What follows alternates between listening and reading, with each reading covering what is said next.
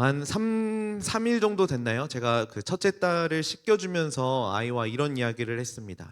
라엘이가 저한테 아빠, 치얼업이 무슨 말인지 알아? 이렇게 물어보는 거예요. 그래서 제가 뭐라고 대답했냐면은 치얼업 화이팅이지 이렇게 얘기를 했어요.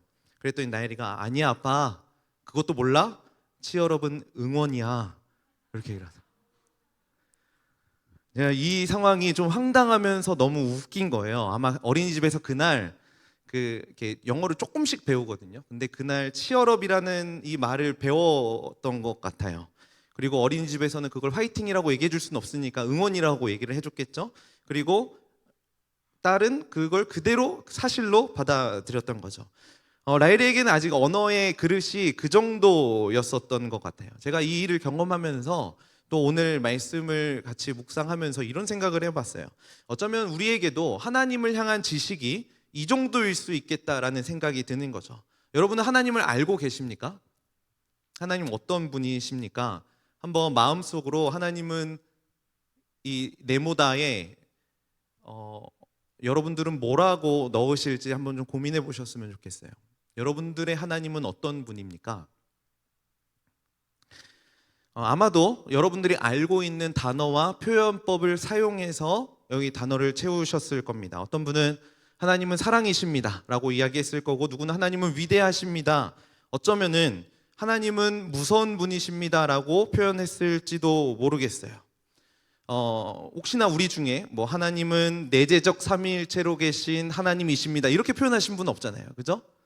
그렇게 하신 분 있으세요? 그러면 신학교를 좀 추천해 드리고 싶습니다. 왜냐하면 우리가 그 용어를 모르거든요, 그죠? 내재적 삼위일체 이런 말 잘 모르잖아요. 이거는 삼위이신 하나님이 서로 사랑하신다라는 개념이 담겨 있는 표현이거든요. 우리가 그 개념에 대해서는 알지만 이런 단어가 뭘 가리키는지 모르기 때문에 이렇게 표현하지는 않는다라는 거예요. 그러니까 이 말은 내가 경험하고 축적해 놓은 지식 안에서만 하나님을 묘사할 수 있고 표현할 수 있다라는 겁니다. 그래서 우리는 이 하나님에 대한 지식을 좀 풍성하게 쌓기 위해서 노력해야 하는 거죠.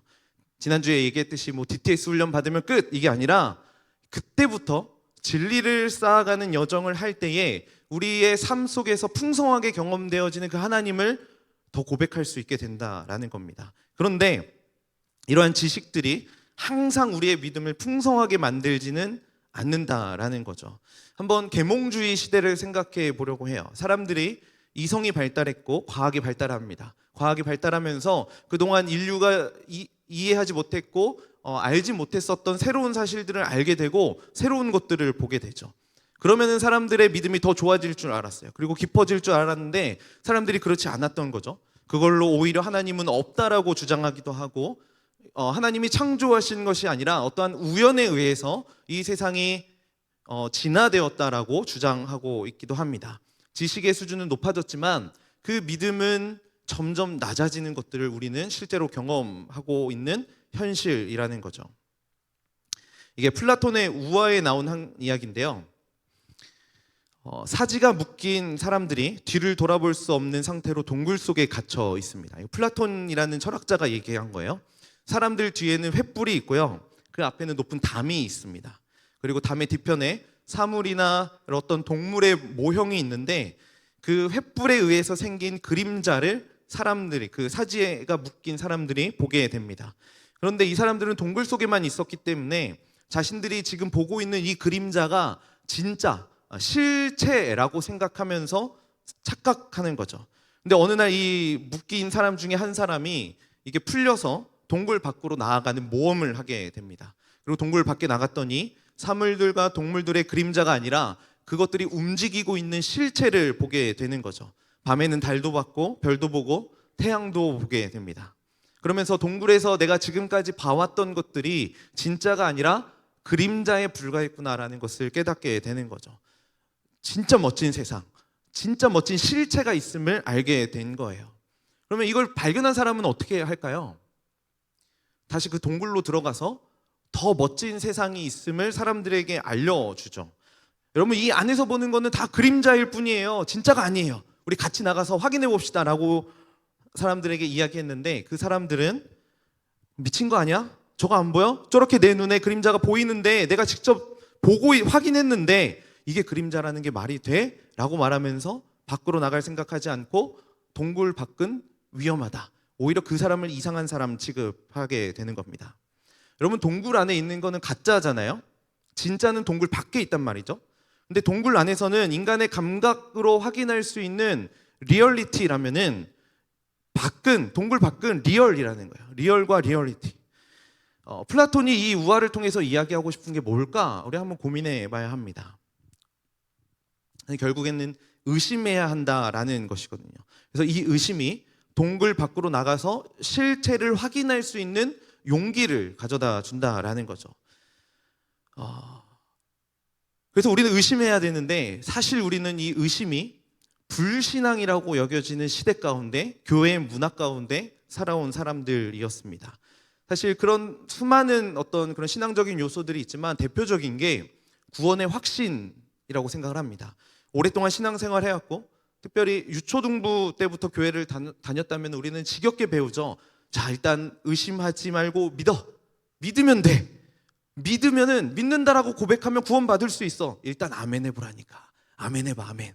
그럼 구원해 주실 거야. 믿음이 생길 거야. 단순히 구원의 확신을 가르치기 위함이 아니라 확신이 곧 구원이다라는 공식을 만들어냈고 그걸 교육했다라는 거죠. 그러니까 우리 안에 어떠한 의심이 생기거나 회의가 생기면은 나는 믿음이 없는 사람처럼 내 스스로를 깎아내리고 바라보게 되는 겁니다. 제가 있던 선교단체에서도 전도를 굉장히 많이 합니다. 지금은 모르겠는데 제가 학교 다녔을 때에는 그 사형리를 가지고 전도를 했었거든요. 그리고 그 전도를 이렇게 하는 거를 카운트를 해요. 내가 전도를 몇 번 했다, 이번 주에 몇 번 했다. 근데 카운트의 기준이 뭔지 아세요? 그 사형리에 보면은 영접 기도문이 있어요. 나는 주 예수 그리스도를 믿습니다 뭐 하면서 예수님의 이름으로 기도합니다, 아멘 하고 묻습니다. 이 기도에 동의하십니까? 그래서 아멘 하면은 전도하고, 아멘 하지 않으면 전도하지 않은 걸로 카운트를 합니다. 영접 기도문에 동의했는지 안 했는지가 중요한 거죠. 사람들은 얘기해요. 믿어지지 않는데요? 일단 아멘이라고 하세요. 아멘이라고 하시면 우리 구원 받을 거예요. 의심이 되든 말든 일단 아멘이라고 하면은 성령님이 찾아가셔서 구원의 믿음을 주실 겁니다 하면서 아멘을 하도록 유도하는 거죠. 그리고 전도했다라고 생각하는 거예요. 여러분, 정말 예수님이 하나님의 아들이라는 이 사실을 확신하면은 구원 받을 수 있는 걸까요? 그런데 이게 구원이라면요, 사실은 사탄도 구원을 받아야 합니다. 왜냐하면 마가복음에 이렇게 얘기해요. 같이 읽어볼까요? 큰 소리로 부르짖어 이르되 지극히 높으신 하나님의 아들 예수여, 나와 당신이 무슨 상관이 있나이까? 원하건대 하나님 앞에 맹세하고 나를 괴롭히지 마옵소서 하니. 사탄도 알았어요. 예수님이 하나님의 아들이신 거, 지극히 높으신 하나님의 아들 예수여라고 이 지식 가지고 있었다라고요. 하나님의 아들임을 인정하고 있어요. 근데 사탄도 구원받나요? 이런 게 구원은 아니잖아요.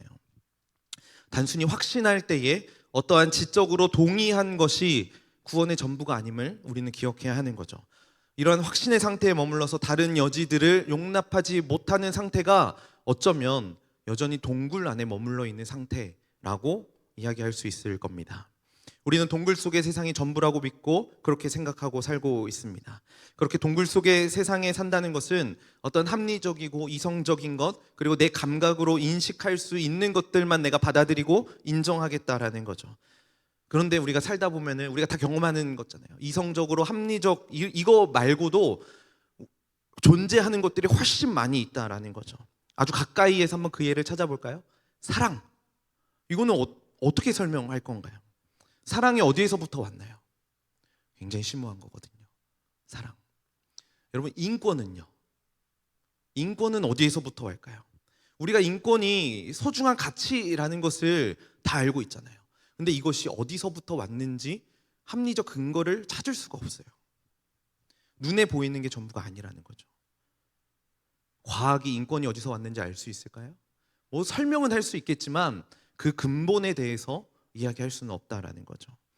그래서 C.S. 루이스가 이런 비슷한 이야기를 했어요. 여러분들은 길을 가다가 어떤 물에 빠진 사람을 본다거나 어디 불이 난 현장을 봤을 때, 그리고 사람들이 살려달라고 소리칠 때 여러분들은 어떻게 반응하실 건가요?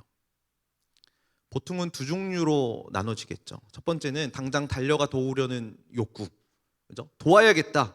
이게 C.S. 루이스는 집단 본능이라고 이야기를 했는데, 사랑이라든가 긍휼의 마음이 우리 안에 작동하고 있기 때문에 달려가는 겁니다. 그리고 두 번째로 이런 욕구도 있을 거예요. 그 위험으로부터 피하려는 욕구. 이걸 내 자신을 보호하려는 보호 본능이라고 표현을 합니다. 나도 죽을지 몰라, 내가 저기 들어갔다가 저 사람을 살리기는커녕 나도 같이 죽을지 몰라 하는 마음이 들면서 그 자리를 회피할 수도 있다라는 거예요. 그런데 이 두 가지의 생각 말고 인간에게는 한 가지 생각이 더 있다라는 거예요. 살려주세요라는 막 소리가 들릴 때 그때 생각하는 거죠. 나도 어쩌면 위험에 빠질 수 있는데 막 망설일 때에 우리의 마음 한켠에 이런 생각이 드는 거죠. 이 도망가려는 충동, 내 속에서는 도망가라고 외치고 있지만 도와줘야 한다라는 그 양심. 이거는 어떻게 설명할 거냐라는 거예요. 이게 어디에서부터 온 것인가? 우리가 살아가는 세상을 살펴보면, 그리고 우리의 자신의 상황만 살펴본다고 하더라도 합리적으로 설명할 수 없는 소중한 가치들이 너무나 많이 있다라는 거예요. 그런데 이 어리석은 인간들은 내 눈에 보이는 것, 내 감각으로 인식하는 것만이 전부라고 생각하는 거죠. 그래서 과학으로 설명되지 않으면 이건 비합리적인 것이다 라고 단정지어 버립니다. 그래서 기독교의 신앙을 떠난 가나안 성도들이 말하는 것도 이런 거이지 않을까 싶어요. 안 믿어진다라는 거죠. 나는 안 믿어집니다. 이성적으로 합리적으로 납득이 되지 않는데 어떻게 믿겠느냐라는 거예요. 솔직히 말해서 기독교의 교리들을 살펴보면은 안 믿어지는 거 얼마나 많이 있습니까? 저도 굉장히 이성적인 사람이어서 이 인과관계가 확실하지 않으면 잘 안 믿어져요. 예수님의 부활 잘 안 믿어집니다. 어떻게 죽은 사람이 다시 살아날 수가 있겠습니까? 안 믿어져요. 실제로 제가 가끔가다 이렇게 생각하는 게 있는데요. 만약 죽음 이후에 아무것도 없다면, 나 목사까지 했는데 죽음 이후에 천국 지옥 이거 없이 그냥 거기서 끝이라면 어떻게 되는 거지? 우리의 육신이 화장해가지고 어디 무덤에 묻혀서 내 눈앞에 보이지 않는데 썩어지는데 그 영혼이 천국으로 간다고? 이게 납득이 안 되는 거잖아요. 그래서 천국으로 간다? 뭐 지옥에 간다? 잘 안 믿어져요. 그런데 한번 이렇게 생각해 보려고 해요. 나는 안 믿어집니다라는 이 말에 모순이 들어가 있다라는 거예요. 여러분, 합리적이라는 말과 믿는다라는 말이 어울릴까요? 합리적이다라는 말과 믿는다라는 말. 합리적이면 이해된다, 이 말이면은 이해가 되겠는데, 합리적이기 때문에 믿는다, 이 말이 어울리는 건가요? 사실 믿는다라는 말에는요, 이미 납득이 되지 않는다라는 의미가 전제되어 있습니다. 그래서 합리적이라서 믿는다라는 것은 이미 믿는다는 개념이 아닌 거죠. 아는 거죠. 내가 수납하게 된 거죠. 지식을 습득하게 된 거죠. 그렇기 때문에 이 믿는다라는 개념 안에는 이런 역설이 가능한 거예요. 믿을 수 없어서 믿습니다. 믿을 수 없는 일이기 때문에 내가 믿음으로 그거를 받아들이겠다라는 거죠. 예수님의 부활, 말이 안 돼요. 납득할 수가 없습니다. 그렇기 때문에 우리는 부활을 믿는 거죠. 믿을 수 없기 때문에 믿는 겁니다. 죽음 이후에 세계가 있는 것, 천국과 지옥이 있는 것, 어떻게 이거를 우리가 보지도 않고 경험해 보지도 않았는데 어떻게 알 수가 있겠어요? 그러니까 믿는 거죠. 이게 우리가 가지고 있는 믿음이라는 거예요. 히브리서에서도 이렇게 얘기하잖아요. 믿음은 바라는 것들의 실상이요, 보이지 않는 것들의 증거니. 보이지 않는 것들을 증거로 받아들이는 것, 이걸 믿음이라고 이야기하고 있다는 거예요. 그래서 눈으로 보이지 않는다고 없는 게 아니라 눈에 보이지 않는 무언가 있다라는, 우리는 그것을 붙잡고 그것을 믿고 그것을 받아들이고 사는 사람들이라는 겁니다. 그리고 이거를 성경의 수많은 믿음의 선배들이 증거하고 있다라는 거예요.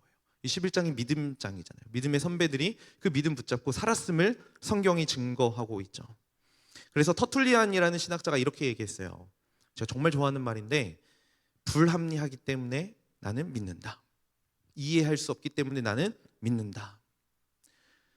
리차드 도킨스가 무신론자죠. 이걸 가지고 무지하다, 반지성주의라고 평가하기도 했습니다. 그런데 이거는요, 반지성주의의 그런 의미를 가지고 있는 게 아니라 불합리하기 때문에 그분을 하나님이시라는 사실을 받아들인다는 거죠.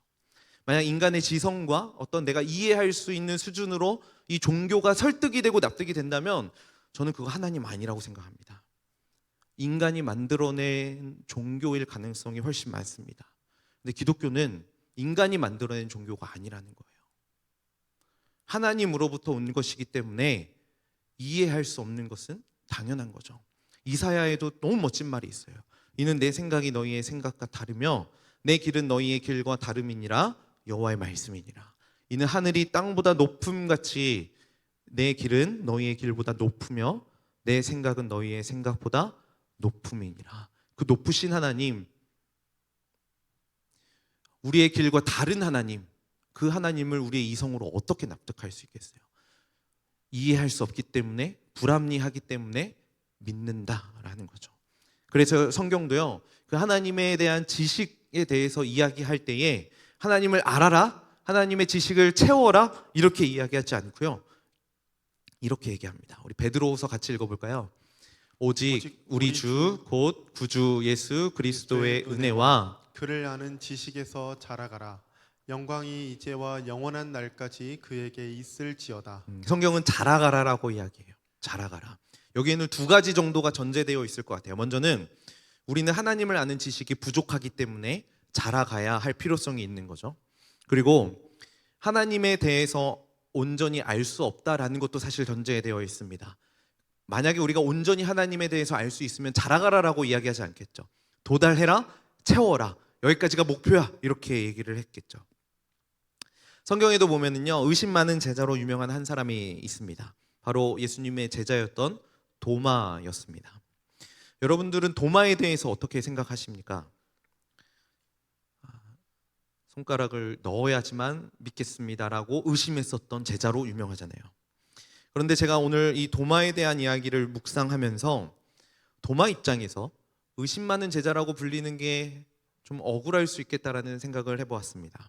이 말씀을 도마의 입장에서 생각을 해봤던 거예요. 지금 부활하신 예수님이 도마가 없는 제자들의 무리에 찾아오셨습니다.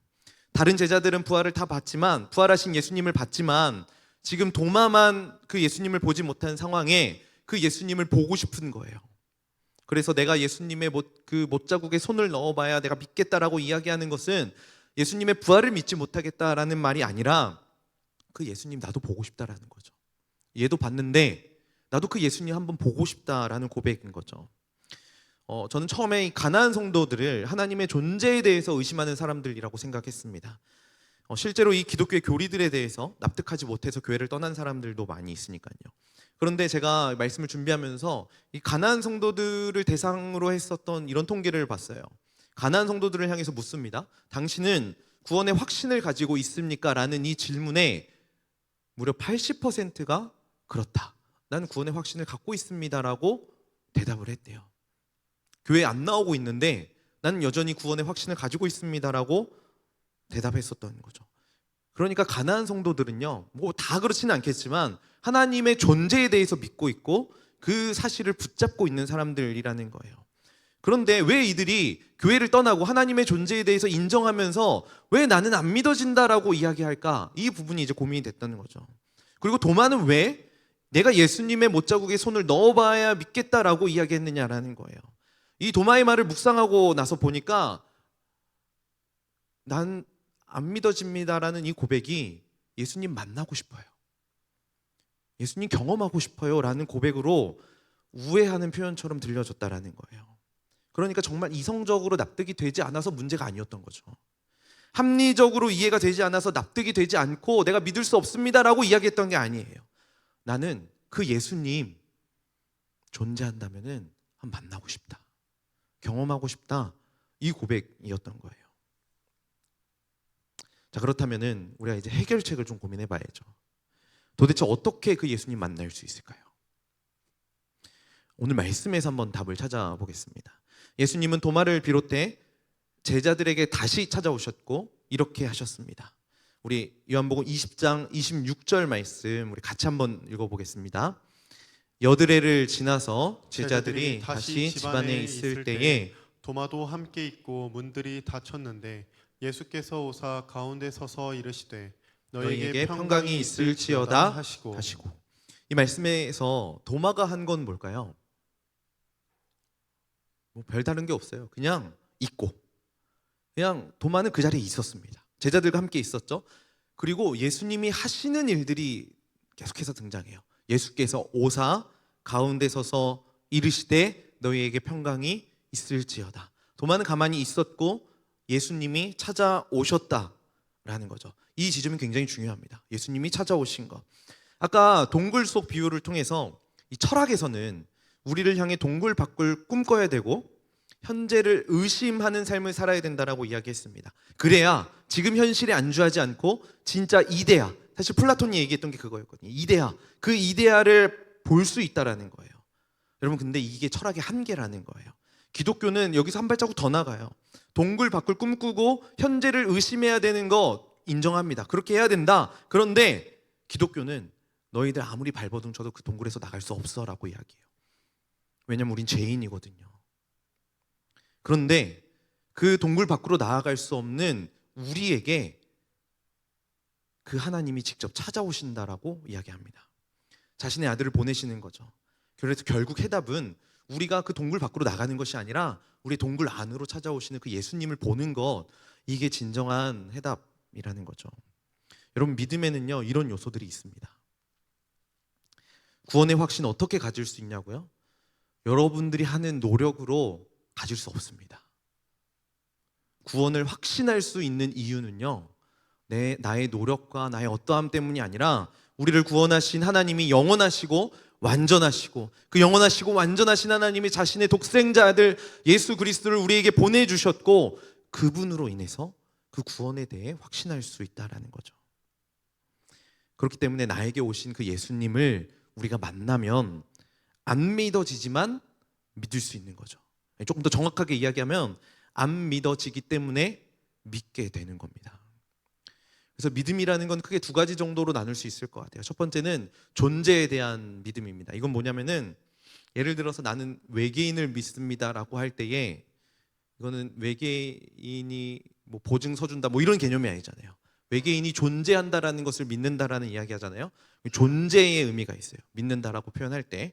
그런데 이런 것도 있습니다. 제가 나는 내 딸을 믿어라고 이야기할 때 딸이 존재한다라는 것을 믿는다는 건 아니잖아요. 내가 인격적으로 내 딸을 신뢰한다라는 의미를 갖고 있는 거죠. 여기서의 믿음이란 신뢰의 의미를 갖고 있습니다. 그러니까 믿음에는 두 가지 요소가 있는 거예요. 존재에 대한 믿음과 신뢰에 대한 의미가 담겨져 있는 거죠. 그런데 우리가 보통 믿음에 대해서 이야기할 때, 특별히 교회 안에서 믿음에 대해 이야기할 때 이 존재만 놓고 이야기할 때가 많이 있다라는 거예요. 그러니까 신이 존재하느냐 존재하지 않느냐, 신이 일하시냐 일하시지 않느냐로 초점을 맞추는 거죠. 그런데 믿음은 존재만 말하지 않습니다. 신뢰가 굉장히 중요한 부분이라고 성경은 이야기하고 있죠. 예수님의 못자국에 손가락을 넣어야 믿겠다라고 말한 도마가 실제로 예수님을 만났을 때 손을 넣었을까요? 안 넣었을까요? 애매할 땐 성경을 보면 됩니다. 그런데 성경을 봐도 모르겠어요. 왜냐하면 표현하지 않거든요. 넣었다, 넣지 않았다 이런 얘기가 없어요. 그런데 도마가 이런 고백을 합니다. 도마가 대답하여 이르되 나의 주님이시오 나의 하나님이시니이다. 손을 넣고 안 넣고가 중요한 게 아니에요. 도마가 무슨 고백을 했느냐, 이게 훨씬 더 중요한 거죠. 여러분, 도마의 이 고백이 나는 이제 부활하신 예수님을 보았기 때문에 나는 내 목숨을 바쳐서 충성할 수 있고 나의 주 나의 하나님이라고 고백할 수 있습니다, 이런 고백이었을까요? 부활하신 예수님을 봤기 때문에, 경험했기 때문에, 만져봤기 때문에? 만약 그거라면은 난 보지 못했기 때문에 부활을 믿을 수 없습니다라는 이 고백이 정당한 고백이 되어버립니다. 이 말씀에서 도마가 나의 주 나의 하나님이라고 고백할 수 있었던 건 그 예수님을 향한 신뢰에 대한 고백이었던 거예요. 인격적으로 나는 이 예수님을 나의 주 나의 하나님으로 신뢰합니다, 이 고백이었던 거죠. 우리도 마찬가지잖아요. 이 중에 예수님의 부활 경험한 사람 아무도 없잖아요. 예수님은 승천하신 다음에 단 한 번도 그 초대교회 말고 그 승천하셔서 돌아다니실 때 말고 그 예수님의 부활을 사람들에게 직접적으로 보여주신 적이 없습니다. 그런데 우리는 그 예수님의 부활을 모두 다 믿고 있죠. 우리가 봤기 때문에 믿는 게 아니에요.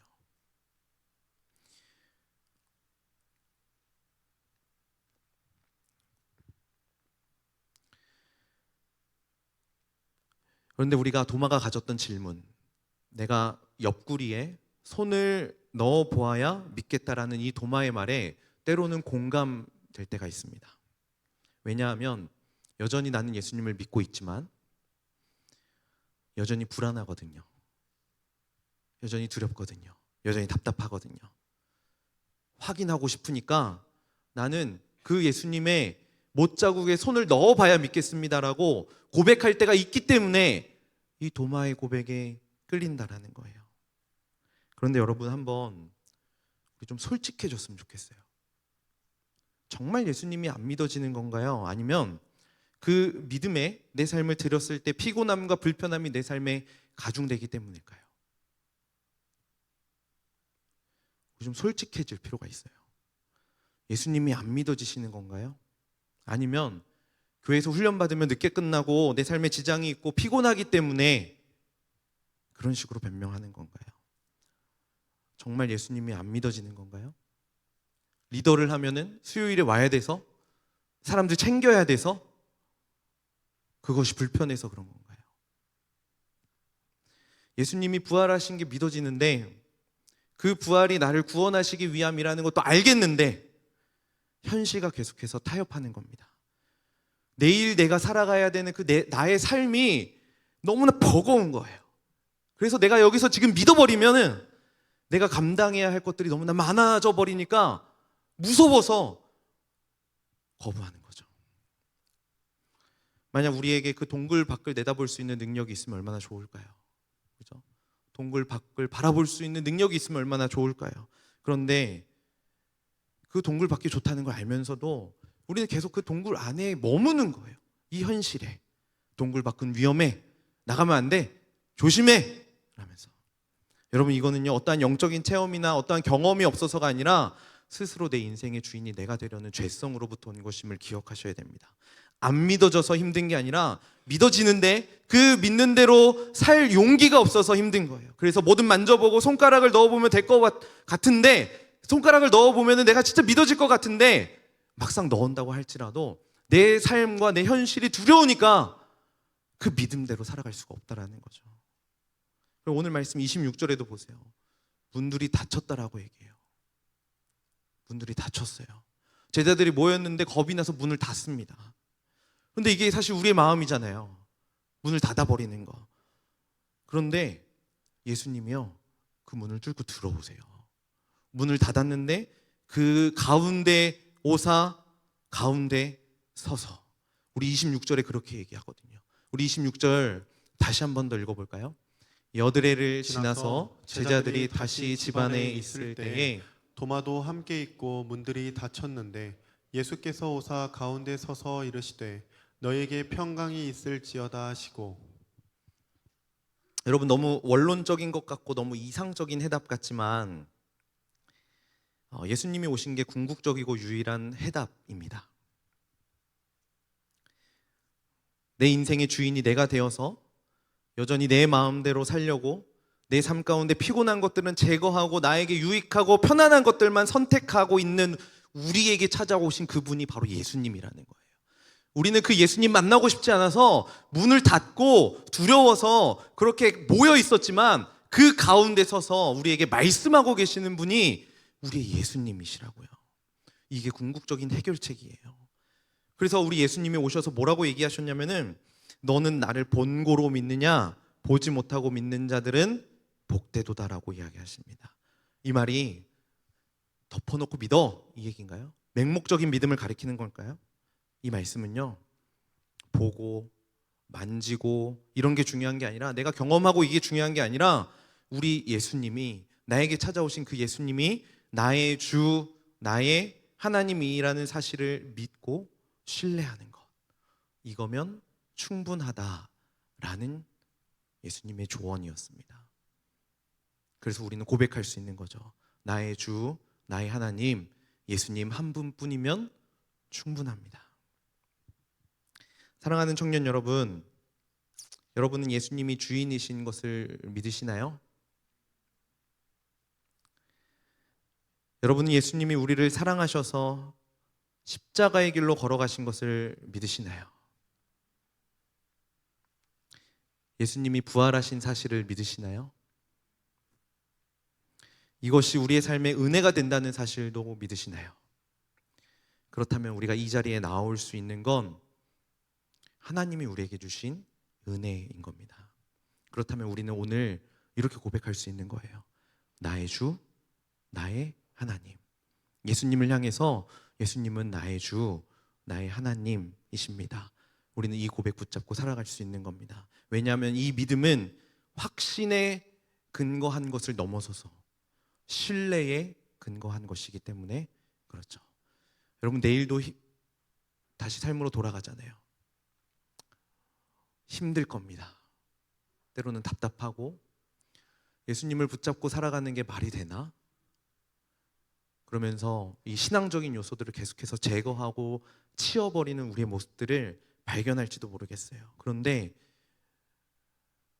우리에게 찾아오신 예수님이 있음을 좀 기억했으면 좋겠어요. 우리는 문을 닫고 그렇게 차단시켰지만 우리 가운데 찾아오셔서 너희에게 평강이 있을지어다 라고 말씀하신 그 예수님, 그 예수님을 붙잡고 살아가는 우리 한 주일의 삶이 되길 간절히 소원합니다. 우리 같이 이 찬양을 좀 하나님 앞에 올려드리면서 이 찬양을 기도의 고백으로 올려드렸으면 좋겠어요. 참 버겁죠. 답답하고 이 가사에 보니까 하늘을 볼 겨를도 없이 정신없이 산다고 얘기해요. 그래서 그 마음의 먹먹함과 답답함이 우리의 삶을 짓누른다라고 고백합니다. 너무나 우리의 삶이잖아요. 그런데 우리에게 찾아오신 예수 그리스도가 계세요. 우리가 가지고 있는 지식과 우리가 경험한 경험에 상관없이 우리에게 찾아오신 그 예수 그리스도께서 너희에게 평강이 있을지어다라고 얘기하세요. 이게 우리의 소망이고 이것이 우리의 해답입니다. 우리 이 고백 기억하면서, 오늘 말씀 기억하면서 이 고백 하나님 앞에 함께 올려드립시다.